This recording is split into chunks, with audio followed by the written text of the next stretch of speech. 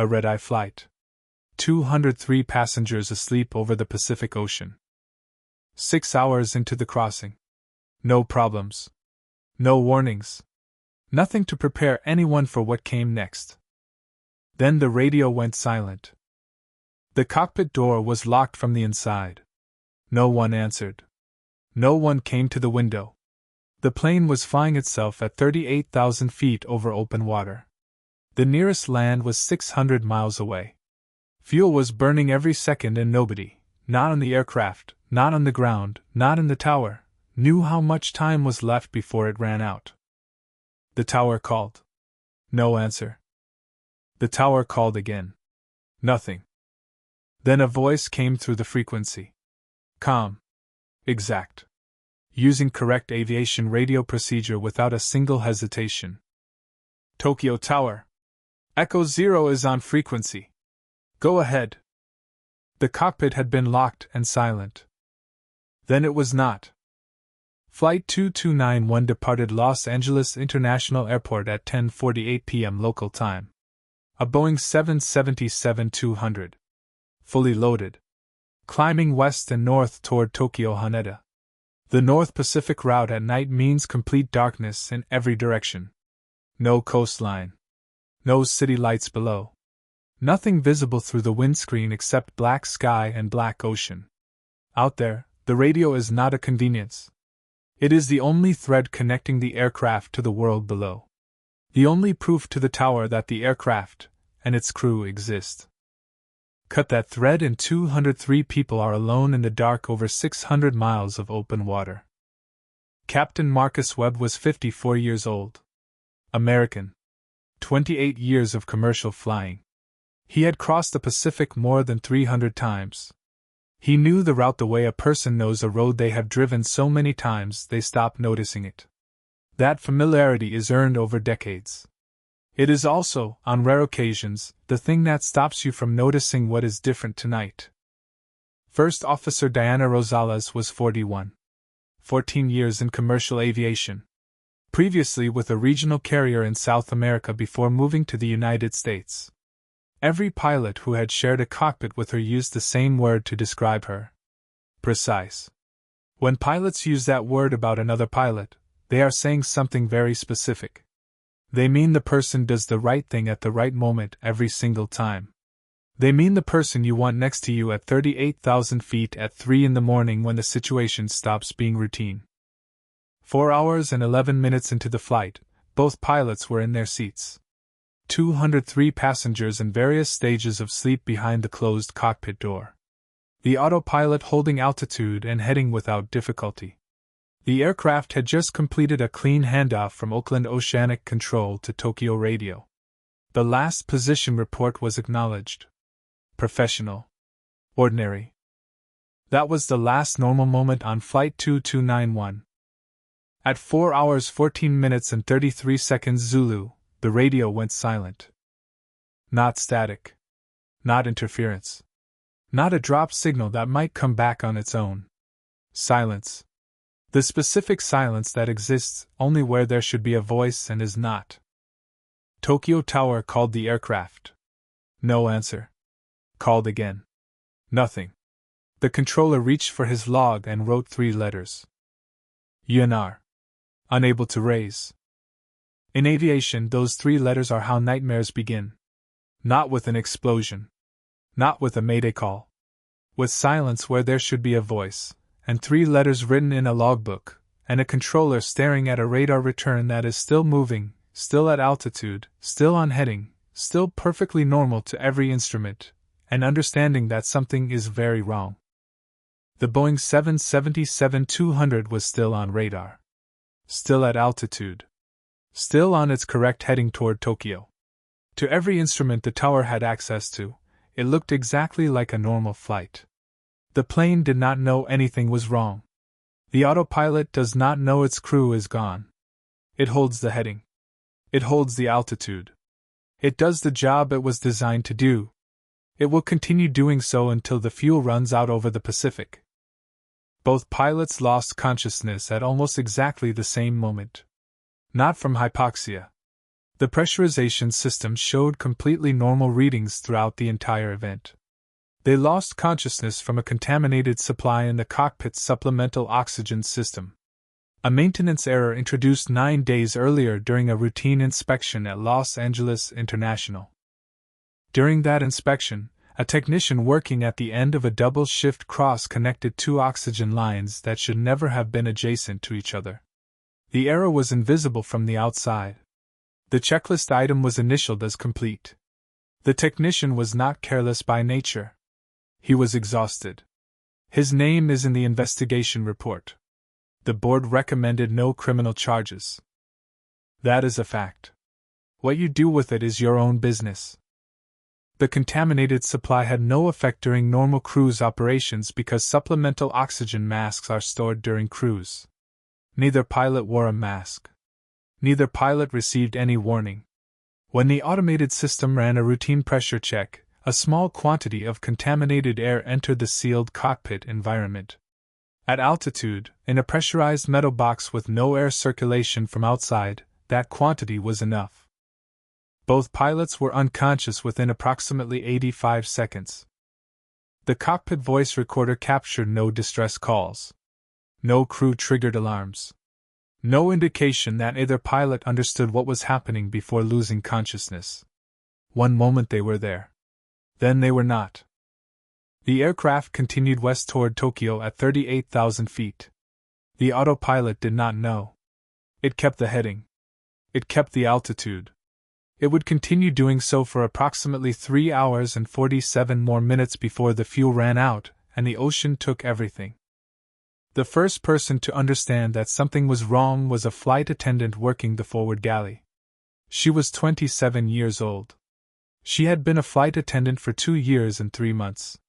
Her name appears in the investigation report's acknowledgement section. We will come back to that. She noticed the silence from the cockpit. Flight attendants notice silence the way anyone notices when a familiar background sound stops. She used the interphone. No answer. She knocked on the reinforced cockpit door. Post 9/11 construction, designed to hold against significant force. No answer. She entered the emergency access code, the sequence that unlocks the door when the crew does not actively deny entry. Denying entry requires a conscious crew. The door did not open. She stood in the forward galley of a Boeing 777 over the Pacific Ocean at 3 a.m. with a locked door in front of her, and Tokyo Tower asking on the frequency why the aircraft was not responding. She did not panic. She did not freeze. She picked up the radio handset. Tokyo Tower, this is cabin crew on Flight 2291. We have a cockpit access emergency. Both pilots are not responding. The door is locked from the inside. I need immediate assistance. 7 years later, in a published interview, she described her voice in that moment as the calmest she had ever heard herself speak. She said she did not understand where the calm came from. She said she was genuinely terrified. She said both of those things were completely true at the same moment. She still does not fully understand how that works. In the Tokyo Tower control room, the controller who received that call was Kenji Watanabe, 44 years old, 19 years in Japanese civil aviation. He had handled diversions. He had handled severe weather events. He had handled a passenger medical emergency. He had never handled this. He called his supervisor. His supervisor called the shift manager. The shift manager called the Japan Civil Aviation Bureau duty officer. The duty officer called the Airline Operations Center in Los Angeles, which was now fully awake and fully aware that Flight 2291 was a Boeing 777 with 203 people on board, flying itself over the Pacific, with a locked cockpit door, no conscious crew, and approximately 3 hours and 45 minutes of fuel remaining. The options were examined one by one. Each one closed quickly. Military intercept.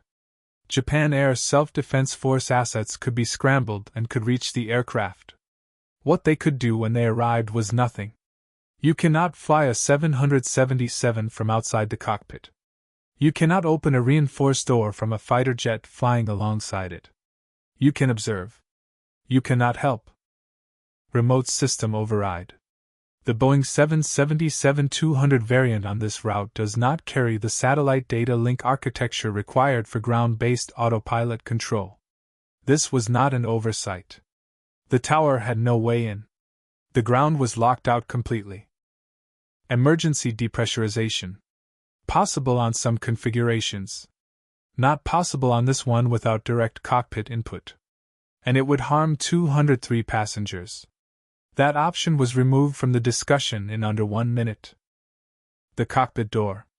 The door could theoretically be breached from inside the aircraft if someone had the specific tools and the specific knowledge of the 777 emergency access architecture. The question was whether anyone on that aircraft had both. Someone in the Los Angeles Operations Center opened the passenger manifest and began making calls. At 4 hours 31 minutes and 17 seconds Zulu, Kenji Watanabe broadcast on the aircraft frequency. His voice was level. His words were exact. He had chosen them carefully. Flight 2291. This is Tokyo Tower. If there is anyone aboard this aircraft with aviation experience, please identify yourself on this frequency immediately. 51 seconds passed. The tower waited. The radar returned for Flight 2291 continued moving west, unchanged, unaware. 51 seconds is a very long time when 203 lives are the thing being counted. Then a response came. Not from the cabin handset in the galley. From the cockpit radio itself. The transmission carried the correct aircraft transponder code. Someone was inside the cockpit. The cockpit that had been locked. The cockpit where 2 unconscious pilots were slumped in their seats. The voice was a woman's voice. Calm. Precise. Using correct aviation radio procedure without a single hesitation. Tokyo Tower. Echo 0 is on frequency. Go ahead. Kenji Watanabe looked at his supervisor. His supervisor looked at the radar screen. Either of them spoke. The call sign Echo 0 appears nowhere in the flight plan for Flight 2291. It appears nowhere in the passenger manifest. It appears nowhere in any aviation record before 4 hours 31 minutes and 17 seconds Zulu, on that frequency, in that voice, saying those 7 words. The cockpit had been locked and silent. Then it was not. The investigation documents never give her full name. Throughout the entire official record she is referred to as the assisting individual. That phrase tells you something about the specific discomfort that institutions feel when they must describe in formal language a person who does not fit inside their categories. The partially released investigation debrief contains these confirmed details. Female. Early 50s. Her travel documentation listed her occupation as Independent Aviation Systems Consultant. She held an 8PL, an airline transport pilot license, the highest level of commercial pilot certification that exists. Her type ratings included the Boeing 777-200. She had a military aviation background. The branch and the country of service are completely redacted in every version of the document that has been publicly released. She had been in seat 4A, business class, directly behind the cockpit bulkhead. She had been awake for the entire event. She heard the flight attendant's call to Tokyo Tower. She heard the door fail to open. She waited 58 seconds. The investigation board later asked her why she waited. Her answer was precise. I was determining whether someone more qualified than myself was going to act. No one did. She stood up. She went to the emergency equipment panel in the forward galley. There is a maintenance access point used by Boeing engineers during ground servicing that does not appear in any documentation available to passengers. She knew exactly where it was and exactly how to open it. The investigation board asked how she knew. She said she could not answer that in an open proceeding. The board did not ask again. She entered the cockpit at 4 hours 31 minutes and 55 seconds Zulu. She checked both pilots. Alive. Breathing. Unconscious. She identified the oxygen supply fault in under 25 seconds. The investigation board reviewed her identification process and noted that recognizing that specific fault required technical knowledge of the 777 supplemental oxygen architecture that goes well beyond standard pilot training. She isolated the contaminated supply line. She opened one of the cockpit's sliding windows to clear the ambient air. She sat down in the left seat. The captain's seat. She keyed the radio. Tokyo Tower. Echo Zero is on frequency. Go ahead. That is who she was. Not her biography. Not her background. Not what she had done before this night. That is who she was in the moment that mattered. Someone who assessed, identified, isolated, cleared, sat down, and flew. The radio exchanges between Echo Zero and Tokyo Tower over the next 2 hours are preserved in the tower recordings. Watanabe asked once, carefully, who she was. Her response was exact. Watanabe-san, I understand you are the professional responsible for this airspace, and I respect that completely. I am the person currently operating your aircraft. That is what is relevant right now. We can have every other conversation on the ground. Watanabe said. Copy that, Echo Zero. He did not ask again. What followed was the specific compressed language of professional aviation. Position reports. Altitude confirmations. Weather briefings for Haneda. Fuel state calculations. Approach briefing. Runway assignment. The rhythm of two professionals working a serious problem across 400 miles of dark ocean, connected only by a radio frequency and the discipline not to waste either. Watanabe said in his statement that the exchanges felt, within approximately 25 minutes, entirely normal. He said that was the strangest part of the entire event. He had to keep reminding himself what was actually happening because the voice on the other end was so procedurally exact, so calm in every transmission, so completely correct in every call, that it kept feeling like a routine crossing. He said this confused him. He said he was not sure what to do with that feeling. Trust in aviation is not built through words. It is not built through reassurance or explanation or good intention stated out loud. It is built through reliability. One accurate transmission at a time. Echo Zero said she would report at a specific waypoint, and she reported at that waypoint. She said she would call leaving a specific altitude, and she called leaving that altitude. By the time the coast of Japan appeared on the navigation display, Watanabe trusted her completely. Not because he knew who she was. Because she had shown him, one transmission at a time, exactly what she was. In the cabin, the flight attendant managed 203 passengers alone. Understanding what that means requires thinking about it carefully. 203 people in a pressurized metal tube over the Pacific Ocean at 3 in the morning. Something is clearly not normal. The cabin has been quieter than it should be. There has been unusual movement near the front.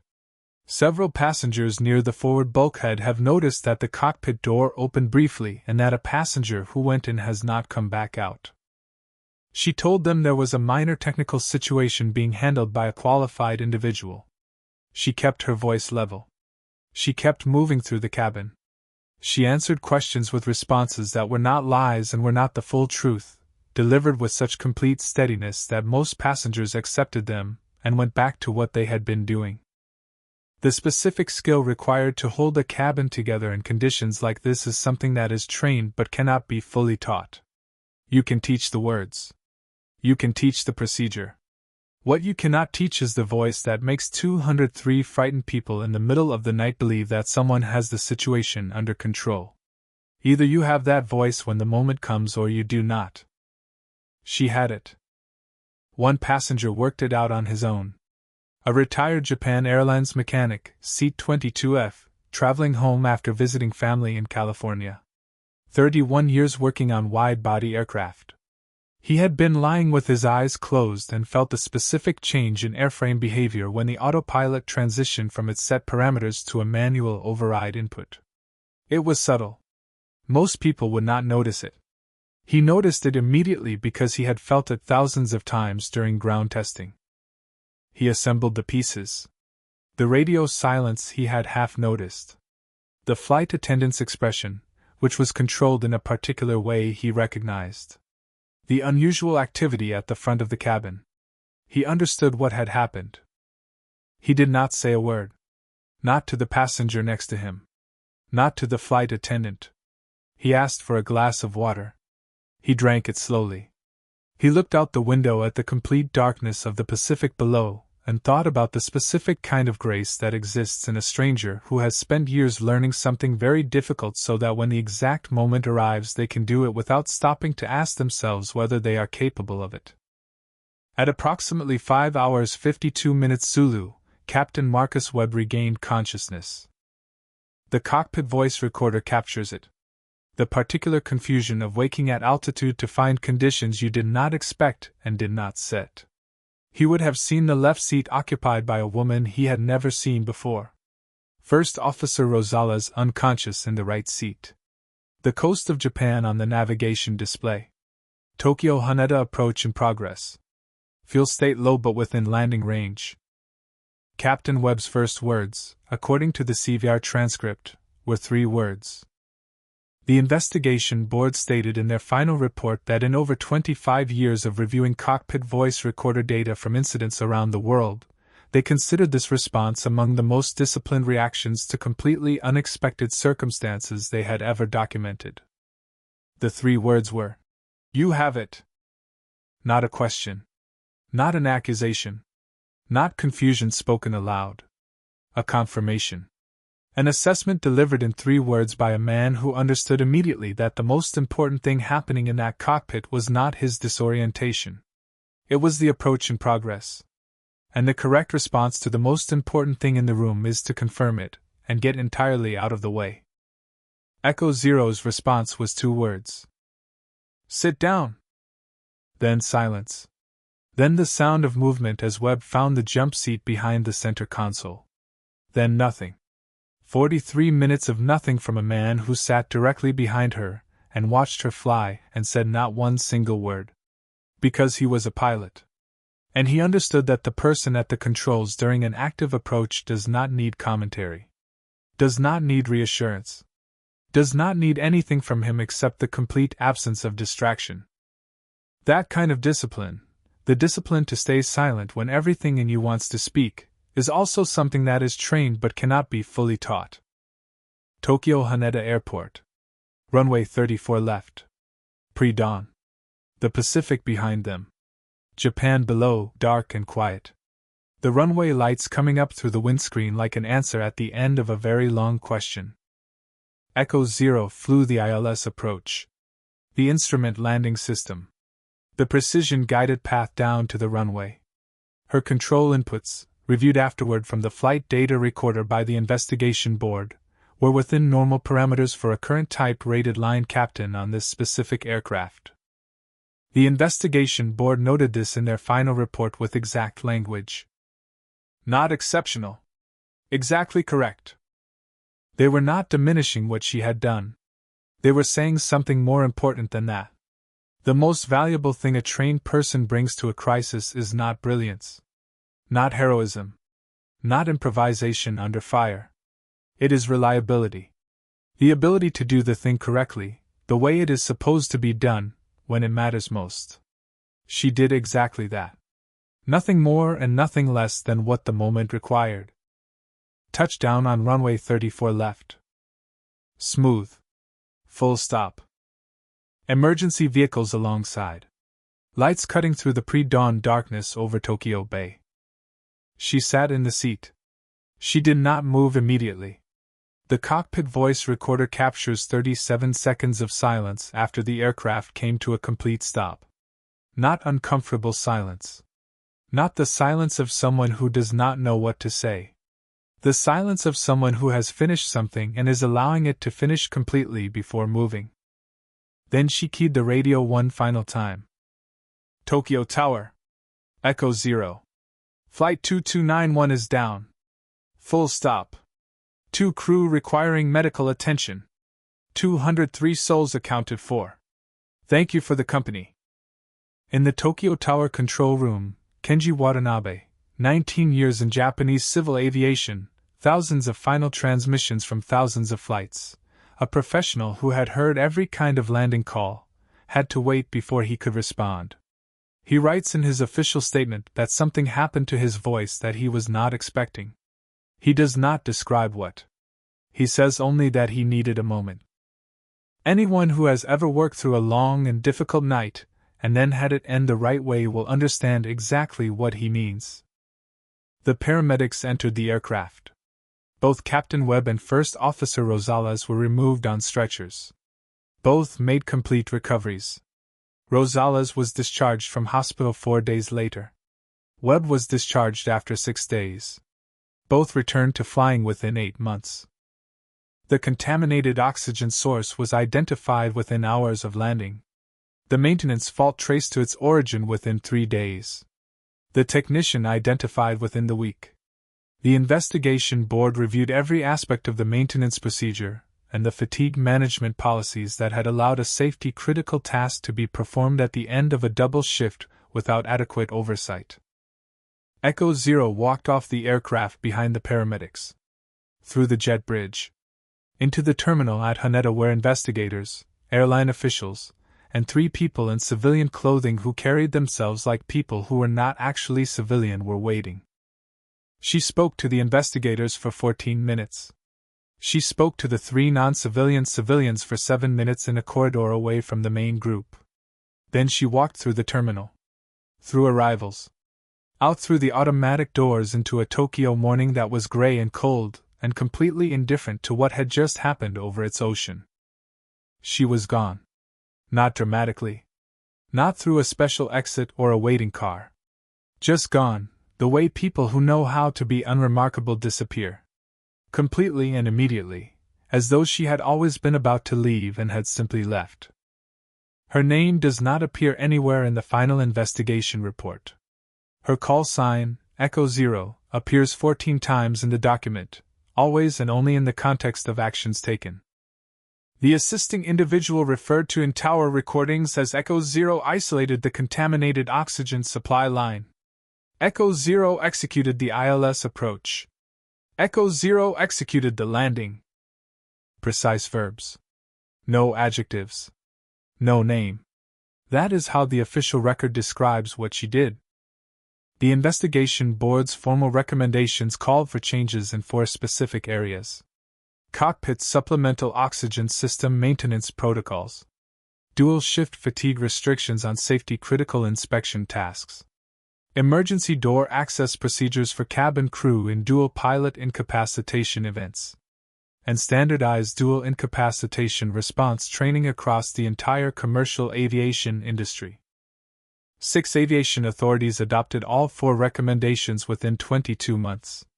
Those changes are in effect today on every flight operating under those authorities. Every flight that has not suffered this specific failure sequence since then is, in some concrete way, a result of what happened on that frequency at 4 hours 31 minutes and 17 seconds Zulu on that dark crossing over the Pacific. The flight attendant who made the first call to the tower, 27 years old, 2 years and 3 months on the job, is named in the report's acknowledgement section. The language used is, exemplary response under conditions of extreme operational stress. She had those words framed. The frame hangs in her apartment in Tokyo, on the wall across from her kitchen table. She sees it every morning. Sometimes she thinks about what it cost to find that calm voice at 3 in the morning over the Pacific, and whether she would find it again if she ever needed to. She believes she would. She is not entirely certain. She has decided the uncertainty is probably the right and honest thing to feel. The retired mechanic in seat 22F landed at Haneda, collected his bag, and went home to his apartment in Setagaya. He did not tell anyone what he had figured out during the flight. Not that day. Not for 4 years. 4 years later, at a dinner with old colleagues from his years at Japan Airlines, someone mentioned having read a follow-up piece about the regulatory changes that came from the incident. He said quietly to the table, "I was on that flight." The table went completely silent. He described it carefully. Precisely. The way a man with his background and his years describes technical things. The radio silence he had half noticed from his seat. The specific feel of the autopilot transition that told him something had changed. The flight attendant's face. The glass of water he had asked for and drunk slowly while looking out the window at complete darkness. He ended with this. I never found out who she was. I still don't know her name. But I know exactly what she was.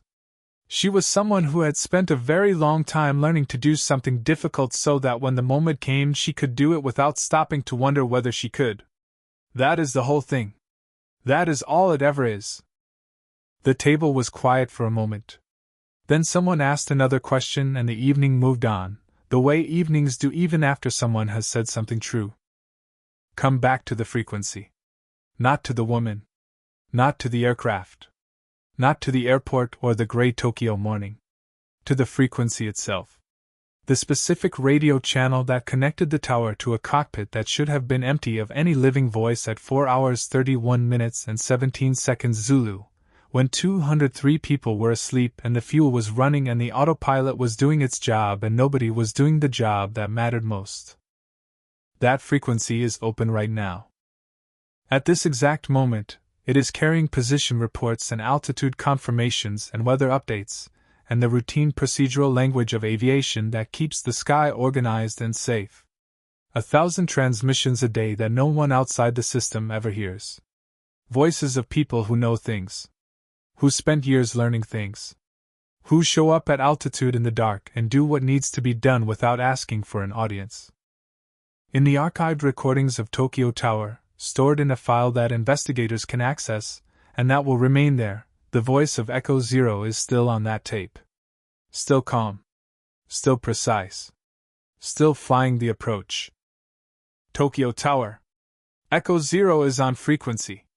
Go ahead. 7 words. The tower called. No one answered. Then someone did. The cockpit was locked and silent. Then it was not. That is the whole story.